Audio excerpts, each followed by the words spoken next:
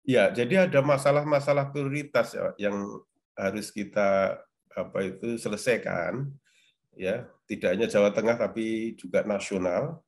Tidak hanya nasional, saya kira juga global ya. Yaitu pertama stunting. Ya, kita harus menurunkan stunting. Prevalensi stunting kita itu masih ya 28%-an lah, ya. Padahal harus kita turunkan serendah mungkin, bahkan target presiden itu harus turun jadi maksimal atau harus di bawah 14%. Ya. Nah, stunting ini ada persoalan sumber daya manusia ya ke depan kalau tidak kita selesaikan. Ya ini penting sekali. Yang kedua adalah kematian ibu, kematian bayi juga harus kita turunkan. Lalu selanjutnya adalah kita ingin mengeliminasi penyakit-penyakit menular.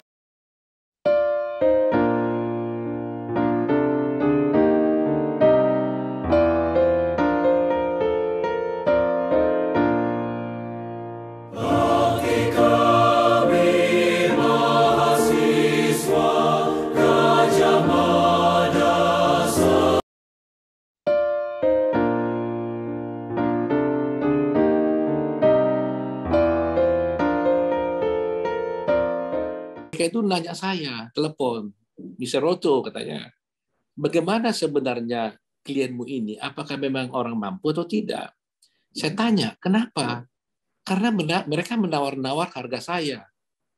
Saya bilang sama mereka, saya bilang bahwa jangankan Anda, saya pun nggak dibayar. Dia bilang, how can you do it? Dia bilang, iya, saya bilang, saya memang mau dibayar.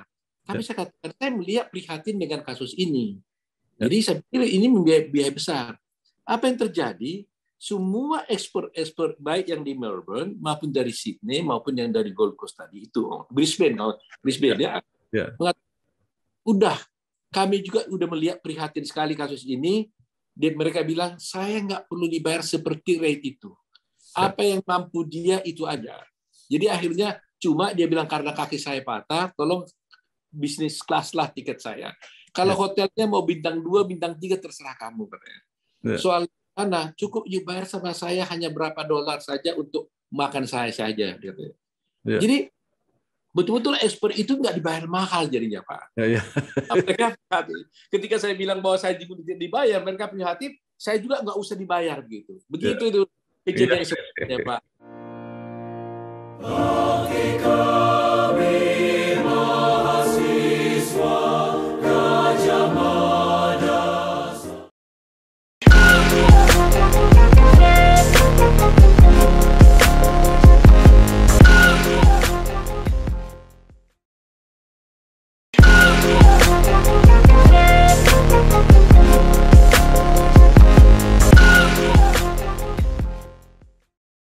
Assalamualaikum warahmatullahi wabarakatuh. Waalaikumsalam.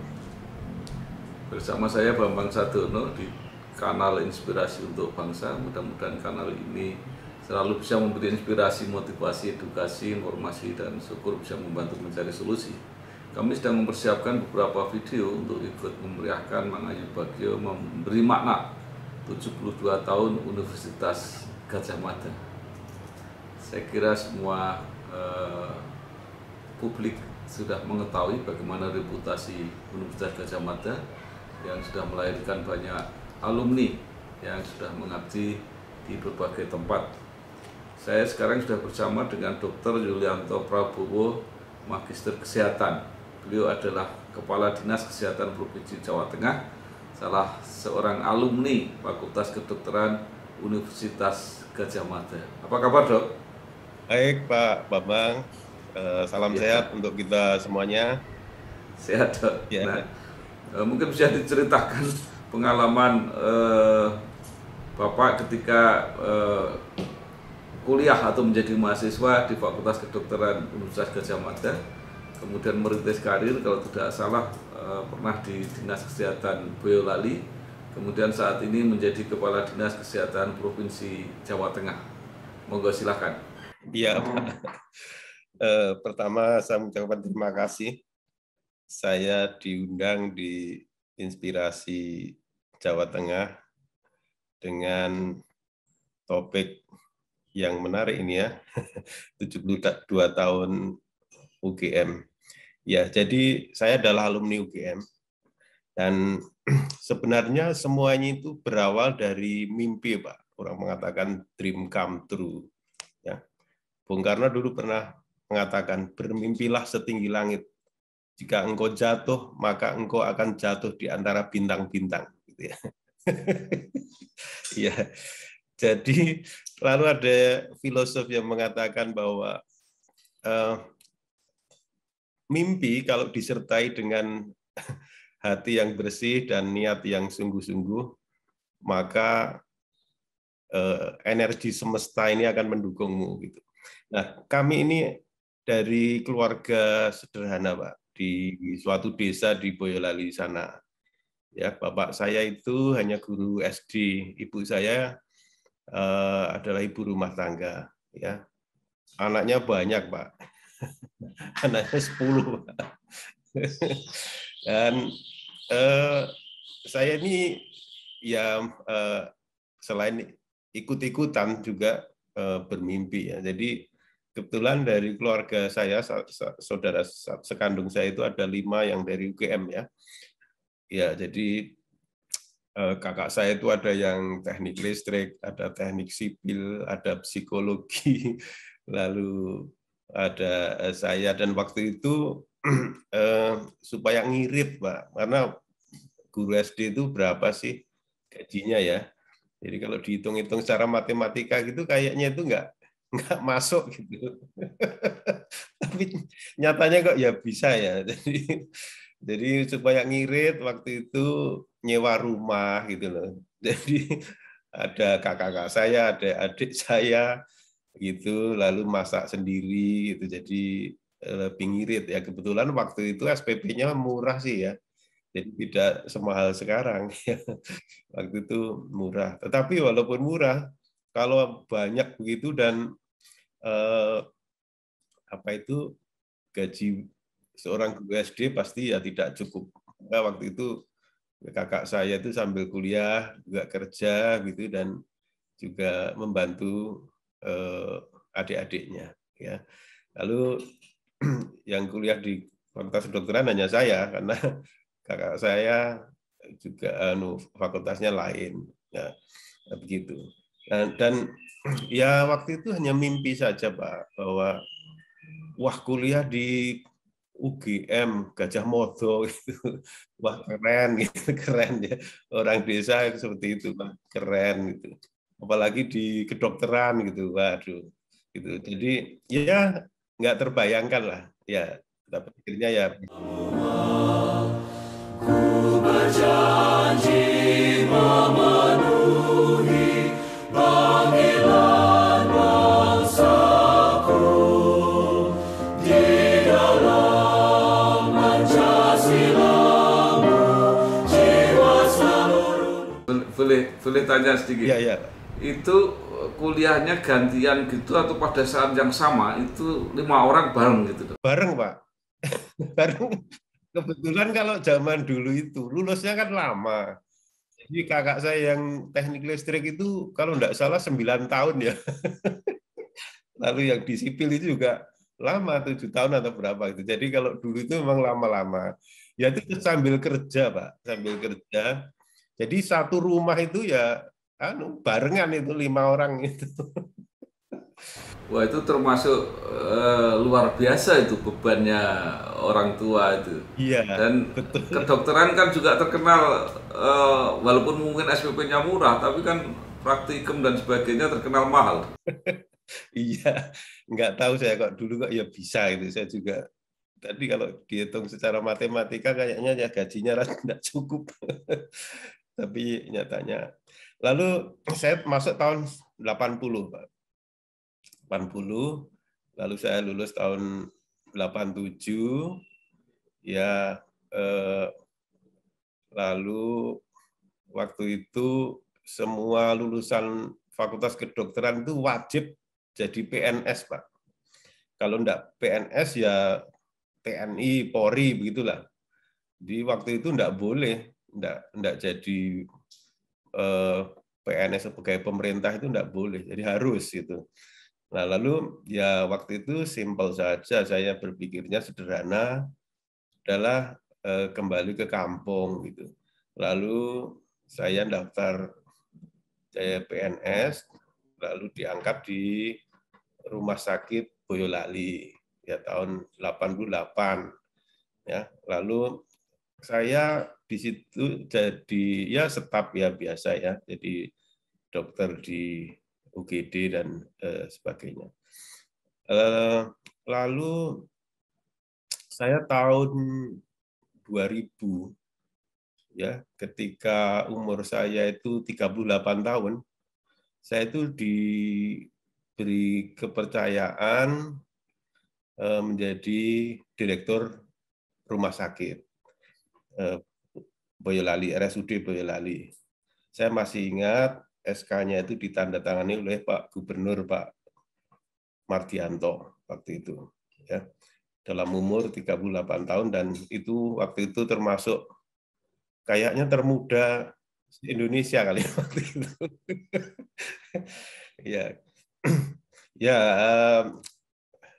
lalu saya cukup lama jadi direktur rumah sakit berapa tahun ya? Ya 6 tahunan. 6 tahunan.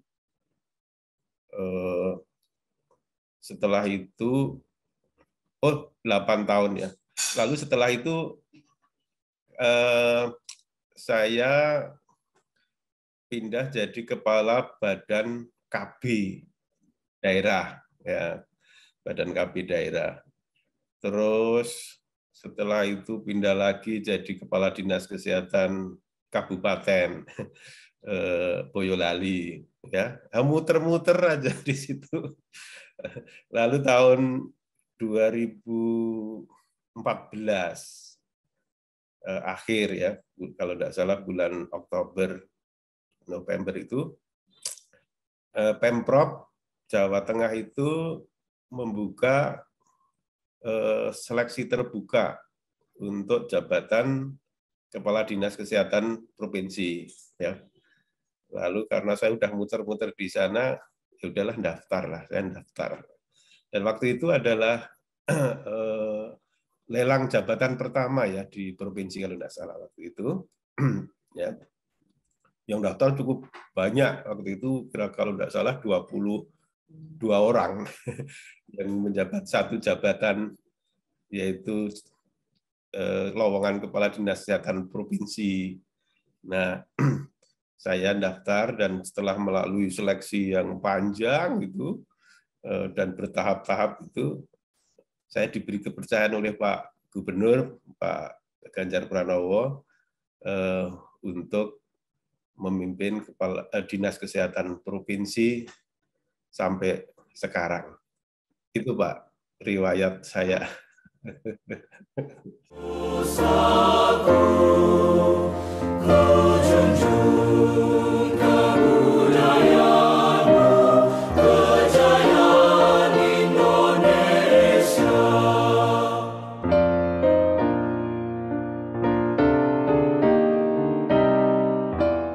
Perjalanan yang luar biasa.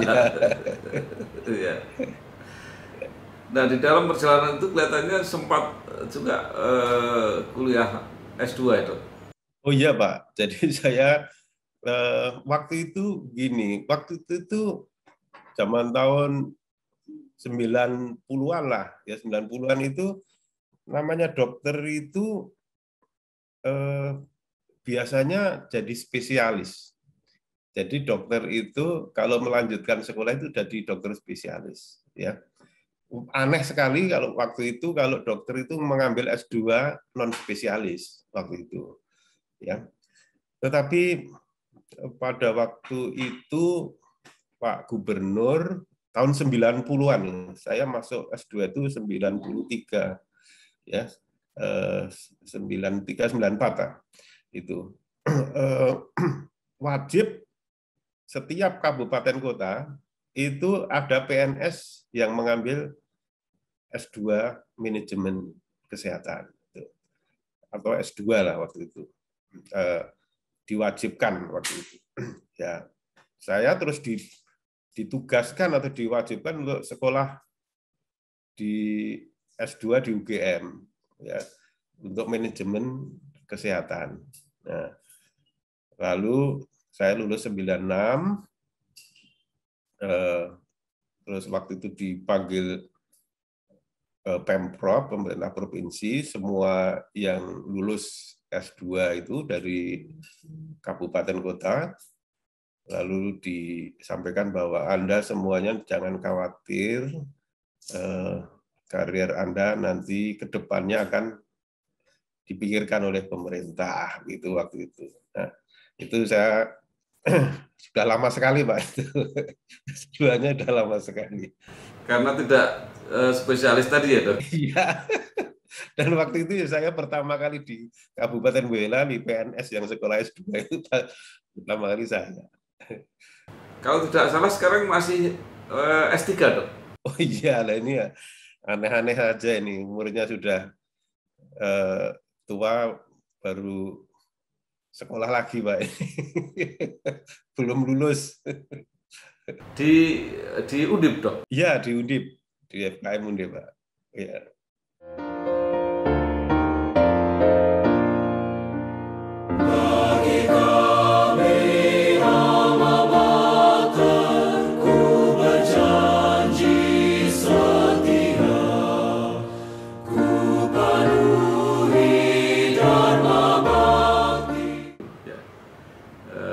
Baik. Nah, sekarang sebagai Kepala Dinas Kesehatan, ya tentu kalau masalah pandemi semua sudah tahu ya, sudah banyak cerita juga.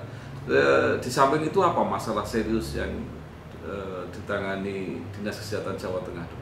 Ya, jadi ada masalah-masalah prioritas yang harus kita selesaikan, ya, tidak hanya Jawa Tengah tapi juga nasional. Tidak hanya nasional, saya kira juga global, ya. Yaitu pertama, stunting. Ya, kita harus menurunkan stunting. Prevalensi stunting kita itu masih ya 28%-an lah, ya. Padahal harus kita turunkan serendah mungkin, bahkan target presiden itu harus turun jadi maksimal atau harus di bawah 14%. Ya. Nah, stunting ini ada persoalan sumber daya manusia ya ke depan kalau tidak kita selesaikan. Ya, ini penting sekali. Yang kedua adalah kematian ibu, kematian bayi juga harus kita turunkan. Lalu selanjutnya adalah kita ingin mengeliminasi penyakit-penyakit menular, Pak, seperti tuberkulosis, ya, lalu HIV, AIDS ini juga harus kita eliminasi paling lambat tahun 2030 gitu. Lalu juga prevalensi penyakit-penyakit tidak menular seperti hipertensi. Ini kan prevalensinya tinggi, Pak. Jadi di masyarakat itu bisa sampai 30% ya. 1 di antara 3 orang itu hipertensi. Ini harus kita turunkan. Lalu juga keseling ya, kesehatan lingkungan. Nah, ini kita juga ingin tahun 2022 itu Jawa Tengah bebas BAB sembarangan, ya. Lalu juga akses sanitasinya baik. Ya, seperti itu, Pak. Ini tantangan-tantangan kita ke depan yang tidak mudah, tapi harus kita selesaikan, Pak, dalam waktu dekat ini.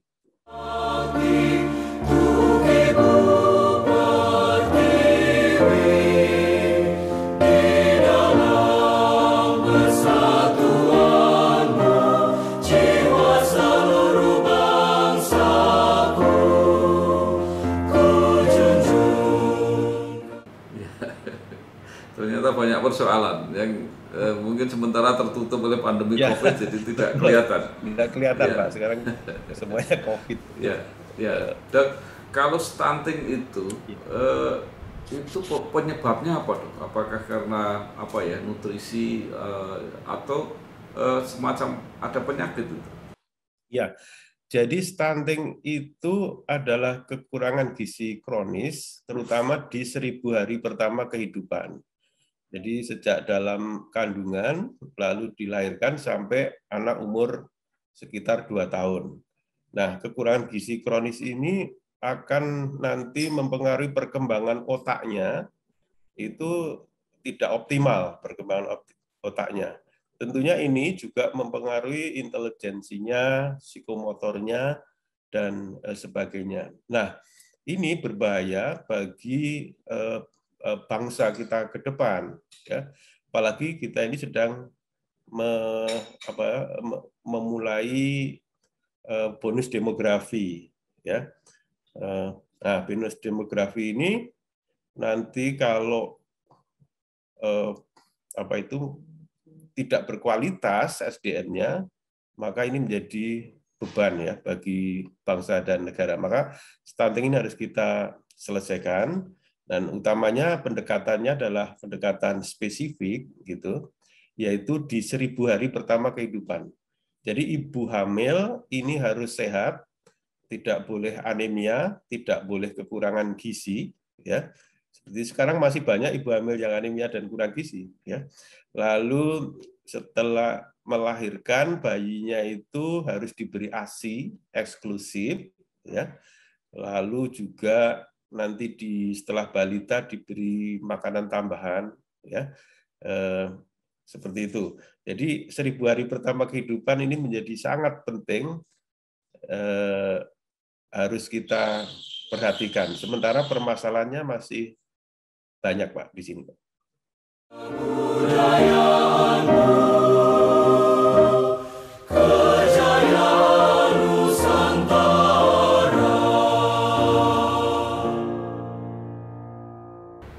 Dok, itu karena apa ya, dampak dari kemiskinan sehingga itu menyebabkan tadi kekurangan fasilitas nutrisi dan sebagainya, atau kekurangan pengetahuan kesehatan?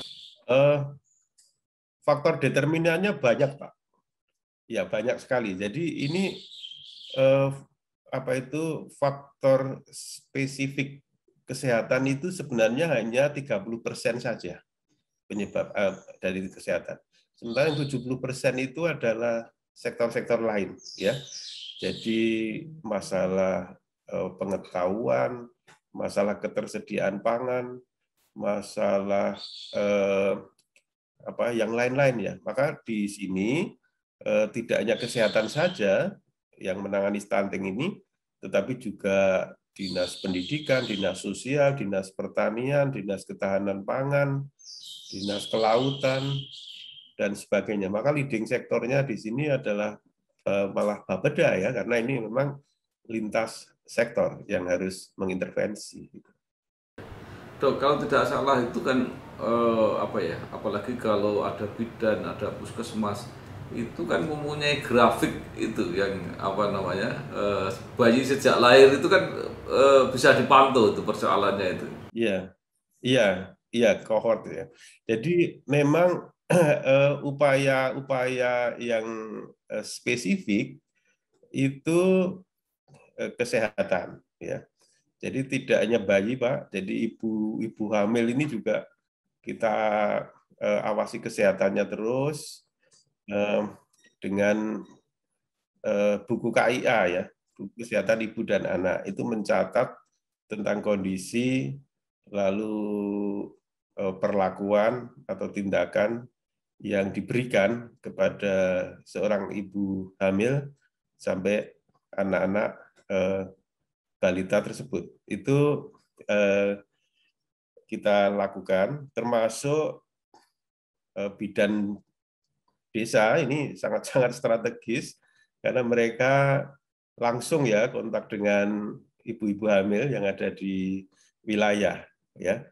Lalu selain itu juga pendekatan kita itu tadi continuum of care tadi. Jadi siklus kehidupan manusia ini kita perhatikan. Jadi mulai dari pembuahan, kandungan, dilahirkan, bayi, balita, remaja, dewasa, lansia, ini adalah suatu siklus kehidupan. Jadi kualitas kehidupan di masa datang itu dipengaruhi oleh hari ini, gitu. Kualitas hari ini dipengaruhi oleh kemarin, gitu. Jadi maka siklus kehidupan ini harus kita bangun terus, mulai dari awal. Maka di Jawa Tengah ini kita mengejawantahkan itu pendekatan continuum of care dan juga pendekatan multisektor, ya, lalu kolaborasi dari berbagai macam stakeholder dan sebagainya. Ini kita punya gerakan namanya gerakan Jateng Gayeng Injeng Wong Meteng itu, atau 5 ya. Itu sebenarnya adalah gerakan yang komprehensif, lalu dari hulu sampai hilir, dari primer, sekunder sampai tersier, jadi lintas sektor, lintas program dan sebagainya. Jadi 5 tadi. Di dalamnya ada apa itu sub kegiatannya seperti OSOK. OSOK itu one student one client. Jadi macam-macam, ada mahasiswa, setiap mahasiswa mendampingi ibu hamil, ada juga kabupaten yang setiap PNS wajib mendampingi ibu hamil, dan macam-macam. Jadi one person one client, seperti itu. Lalu juga inovasi-inovasi di kabupaten kota itu banyak sekali, Pak. Ada meluncurkan pil pintar. Pada sebenarnya pil pintar isinya adalah pil tambah darah sebenarnya. Jadi supaya ini bisa diterima oleh para remaja yang kebanyakan anemia juga ini. Lalu inovasi-inovasi lain yang dikembangkan oleh teman-teman kabupaten kota itu luar biasa banyak, Pak.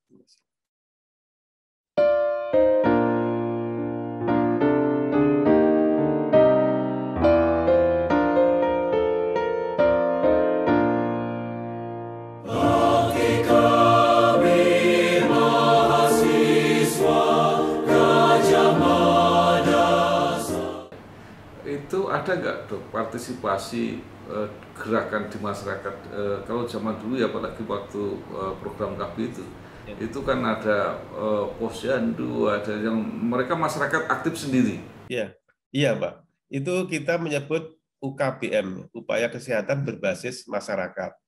Jadi antara lain adalah posyandu, posbindu, posyandu lansia, seperti itu. Ini cukup banyak di wilayah, saya kira. Dan tetapi itu tadi kita saat ini kekurangan kader-kader kesehatan, Pak. Ya. Jadi kader-kader kesehatan itu saat ini lebih banyak yang sudah senior-senior. Nah, sedangkan yang muda-muda ini banyak yang bekerja ya di luar kota, seperti itu. Nah, dalam forum ini saya ingin mengajak ya kita semua para relawan bisa menjadi kader-kader kesehatan yang lebih banyak lagi, ya. Dan ini cukup sangat membantu masyarakat kita dalam bidang kesehatan. Ya. Itu dukun bayi itu sudah tidak ada ya, Dok? Dukun bayi ini sekarang sudah tidak ada. Jadi dukun yang masih ada ini harus berkolaborasi dengan bidan, Pak. Gitu. Jadi nanti kolaborasi ya, bermitra ya. Jadi dukun bayi tidak boleh melahirkan, menolong persalinan secara mandiri, tidak boleh, harus di situ tenaga kesehatan.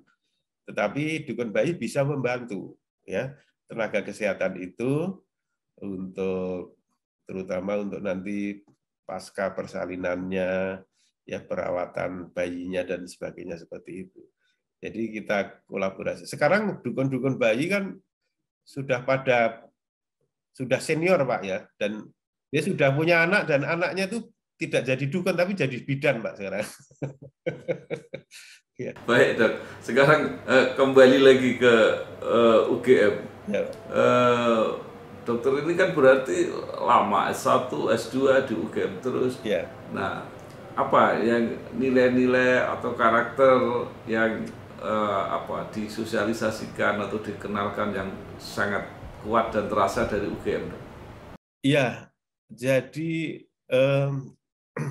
kalau kita bicara UGM, maka kita ini bicara Jogja, ya.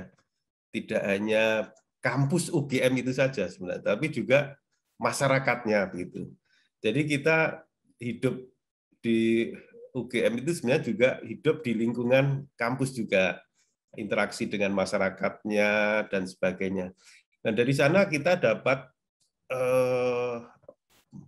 pembelajaran ya, belajar tentang kesederhanaan, tentang persahabatan, persaudaraan, tentang semangat juang, tapi juga tentang berpikir kritis ya. Nah, dan itu kita dapat tidak hanya di bangku kuliah, tapi kita juga interaksi kampus antar fakultas gitu ya. Lalu pada kehidupan di kos ya, itu juga kehidupannya menyenangkan sekali. Jadi orang mengatakan nyemet dulur, ya, nyemet dulur. Ya, lalu style kendo ya, style kendo, ya nyenengke gitu, gembira gitu lah. Ini yang kita dapat luar biasa Pak di sana.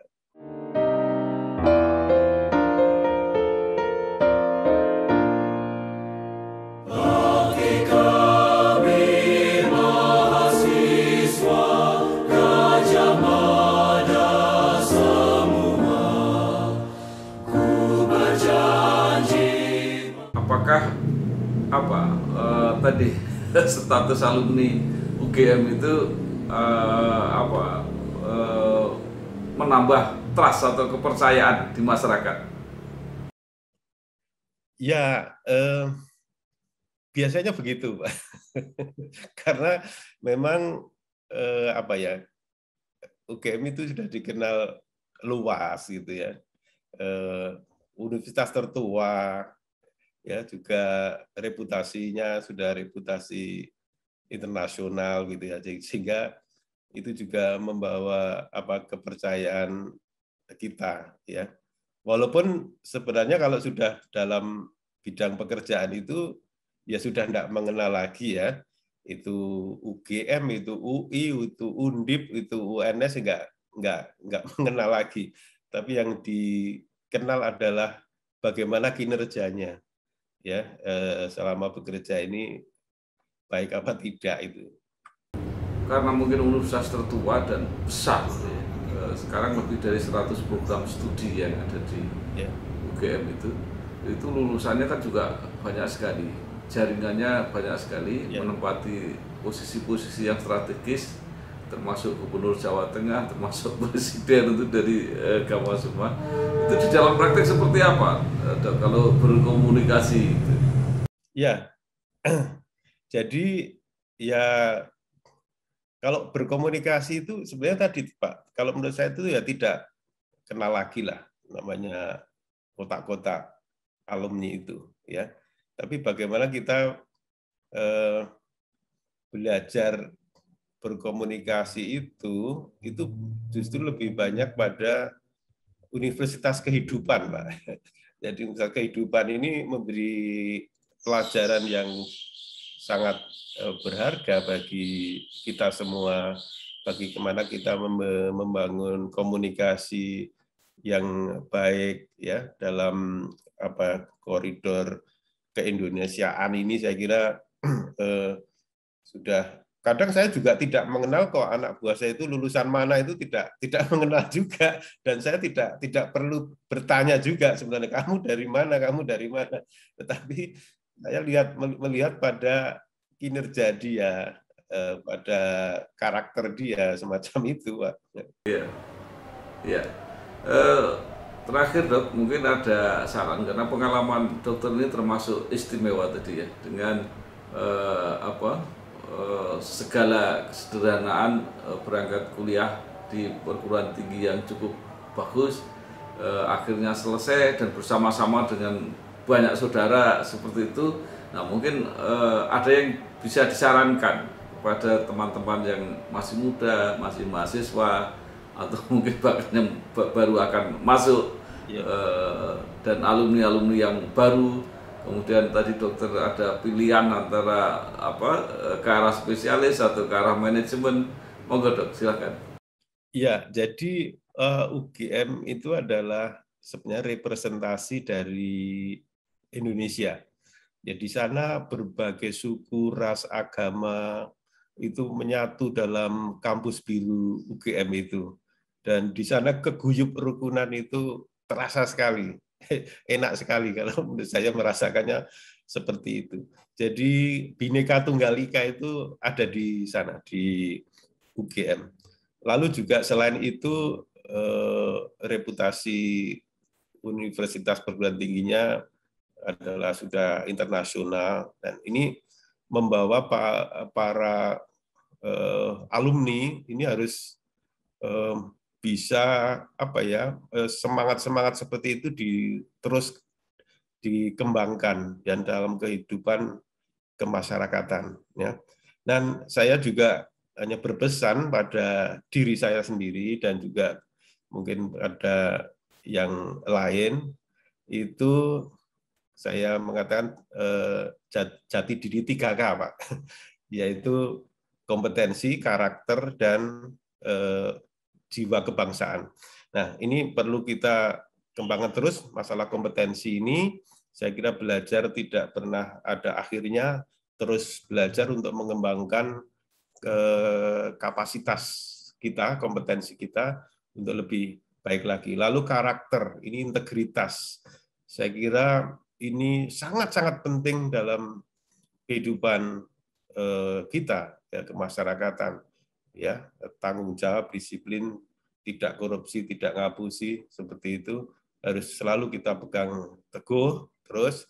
Dan yang terakhir adalah jiwa kebangsaan kita, cinta tanah air, cinta Indonesia, ini harus kita tumbuh kembangkan terus.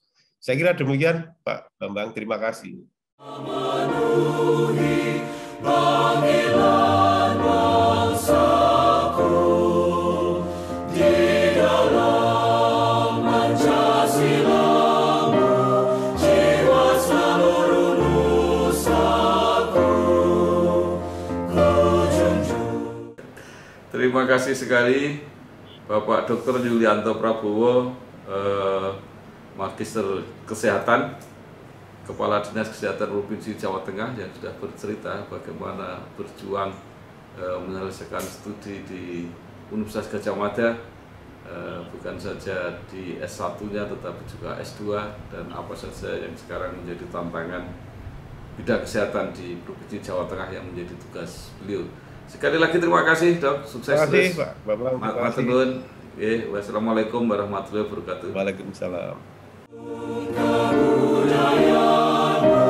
Kejayaan Indonesia.